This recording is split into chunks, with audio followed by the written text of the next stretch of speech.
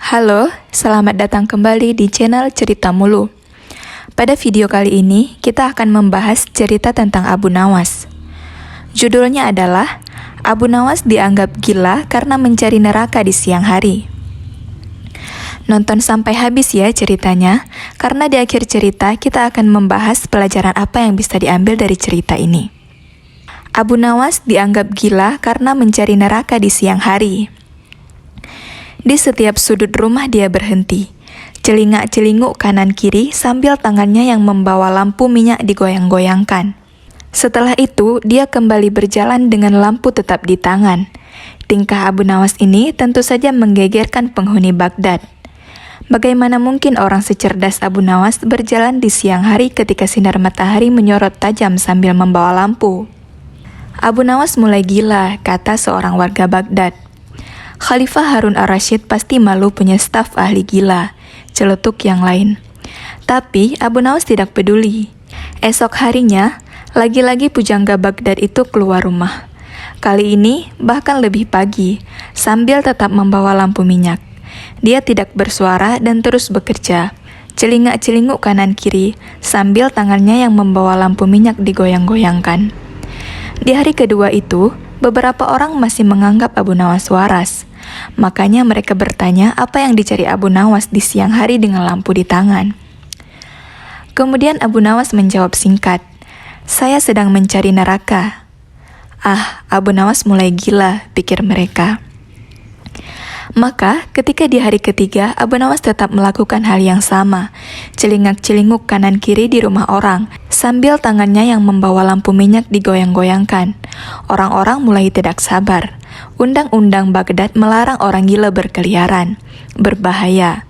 Seseorang bisa membunuh orang lain dengan berpura-pura gila, atau mengintip orang mandi dengan pura-pura gila. Karena itu, cerita selanjutnya mudah ditebak.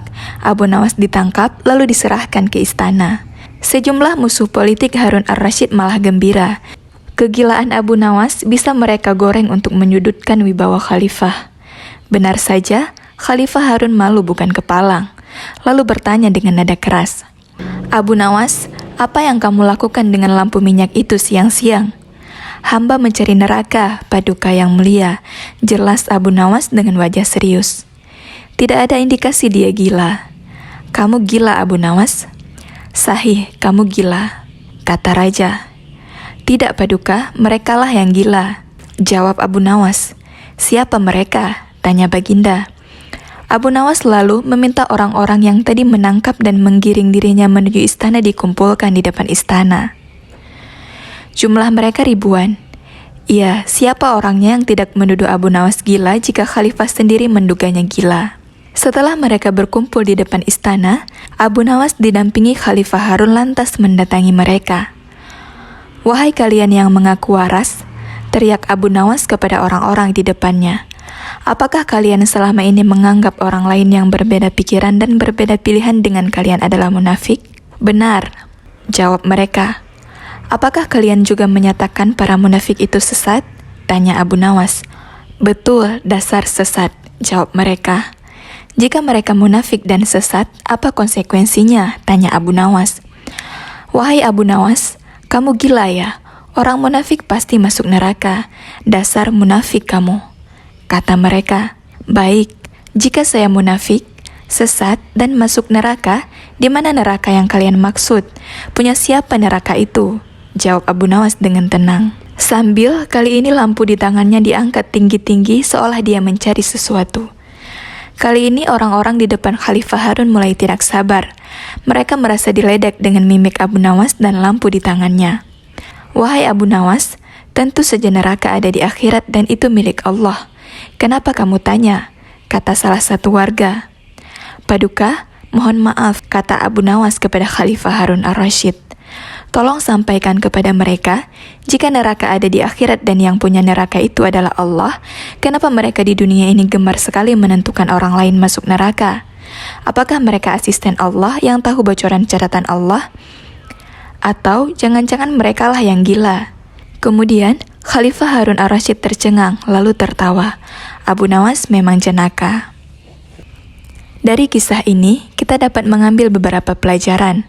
Salah satunya bahwa tidak selamanya orang yang berbeda pikiran dan berbeda pilihan adalah orang munafik. Seringkali perbedaan pendapat memicu pertengkaran dan konflik. Dalam Islam, perbedaan pendapat adalah keniscayaan. Dari dahulu sampai sekarang, ada ragam pendapat dalam Islam, sehingga perlu kedewasaan berpikir dan bijak dalam melihat varian pendapat ulama. Sebagian orang tidak siap menerima perbedaan pendapat tersebut. Mereka menganggap apa yang difikirkan dan dipelajarinya kebenaran final, sehingga tidak ada lagi ruang dialog dan diskusi. Akibatnya, dia menganggap orang yang berbeda pendapatnya sebagai lawan dan musuh. Acap kali terjadi lantaran beda pendapat saling mencaci, menyesatkan, bahkan mengkafirkan. Kata-kata kasar pun dikeluarkan untuk menunjukkan ketidaksetujuan terhadap pendapat yang dilontarkan orang lain.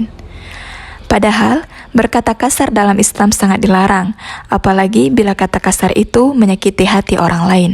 Rasulullah SAW bersabda, Muslim adalah orang yang mampu menjaga orang lain dari lisan dan tangannya.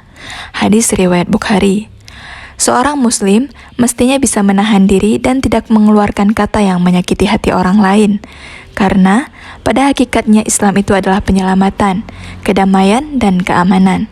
Tidak ada gunanya beragama, tetapi orang lain selalu terganggu dengan kehadiran kita. Dalam hadis yang lain, Rasulullah mengingatkan bahwa mencaci Muslim termasuk perbuatan fasik, membunuhnya perbuatan kufur. Hadis riwayat Bukhari. Hadis ini menegaskan bahwa mencaci maki bukanlah perbuatan yang baik. Bahkan, Rasulullah mengkategorikannya sebagai bentuk dari kefasikan. Dengan demikian, keliru bila ada orang yang ingin membuktikan loyalitasnya terhadap Islam dengan cara memaki dan berkata kasar kepada orang lain. Karenanya, hadapilah perbedaan pendapat dengan penuh kearifan. Ajaklah orang yang berbeda pendapat dengan kita berdialog dan diskusi. Jangan sampai hanya karena beda pendapat, kita menyesatkan dan mengkafirkan orang lain. Sebab, konsekuensi dari pengkafiran dan penyesatan itu sangatlah berbahaya. Rasulullah SAW jauh-jauh hari sudah mengingatkan agar tidak gampang menyesatkan dan mengkafirkan orang lain. Bahkan, orang yang mengkafirkan orang lain, tuduhan itu akan kembali kepadanya bila itu tidak benar. Demikianlah video kali ini. Semoga bermanfaat. Terima kasih sudah menonton ya.